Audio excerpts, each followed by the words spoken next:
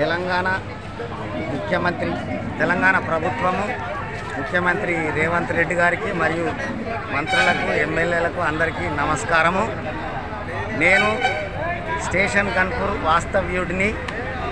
నేను గత 20 సంవత్సరాల నుండి గన్పూర్లో కిరాయికి ఉంటున్నాను. ఇంతవరకు మరి నాకు ఇల్లు కట్టుకోవడానికి గవర్నమెంట్ ప్రభుత్వం ఇంతవరకు నాకు ఆర్థిక సహాయాన్ని అందించలేదు. ఎన్నో మార్లు అప్లికేషన్ దరఖాస్తు చేసుకోవడం జరిగింది, మరి ఇంతవరకు వస్తలేదు. ఎన్నిసార్లు మరి ఎదురు చూడాలి ఇల్లు కొరకు. ఈ సర్వేలు కరెక్ట్గా కాక చేయలేక మరి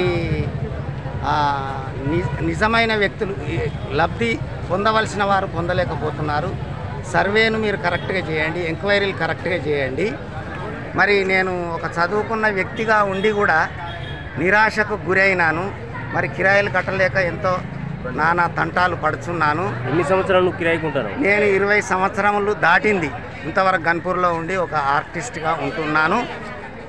ఇప్పటి వరకు కూడా నాకు కట్టుకోవడానికి ప్రభుత్వం నుండి ఎలాంటి ఆర్థిక సహాయం అందలేదు.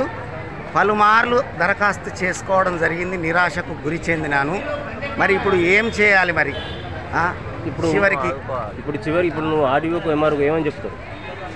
నాకు తప్పనిసరిగా ఈసారి ఈ యొక్క అవకాశంలో నన్ను అందులో చేర్చాలని కోరుకుంటున్నాను. ప్రభుత్వానికి నమస్కరిస్తున్నాను. గతంలో ఇదివరకు లబ్ధి పొందిన వారికే మళ్ళీ ఇండ్లు వస్తున్నాయి. మరి పొందని వారు పొందలేకపోతున్నారు. పొందిన వాళ్ళకే మళ్ళీ వాళ్ళకే ఇండ్లు రావడం జరుగుతూ ఉన్నది. మరి మీరు సర్వేను కరెక్ట్గా చేయండి, మరియు ఈ నిరాశకు గురి చేయకండి. మరి ఈ యొక్క విషయాన్ని అధికారులు ఎవరైతే ఇదివరకు గతంలో లబ్ధి పొంది కూడా దరఖాస్తు చేసుకుంటే అటువంటి వారిని శిక్షించండి. ఆ దరఖాస్తులోనే ఇది న్యాయమైనది, నాకు నిజముగా ఇంతవరకు నేను గవర్నమెంట్ నుండి లబ్ధి పొందలేదు, ఇది వాస్తవము అనే విషయం ఉండాలి. అందులో కనుక అబద్ధాన్ని కనుక చెప్తే లబ్ధి పొంది అటువంటి వారిని శిక్షించండి. చుట్టుపక్కల వారిని కూడా మీరు కరెక్ట్గా ఎంక్వైరీ చేసినాక పేదలను రక్షించండి. పేదవారికి నిజంగా లబ్ధి చేకూర్చమని కోరుకుంటున్నాను. 2-3 సార్లు మీరు సర్వే చేయండి, ఫిల్టర్ చేసినాకనే ఇవ్వండి. పేదలకు మాత్రం అన్యాయం జరగకూడదు. పేదవాళ్ళకి జరిగినాక రాజకీయం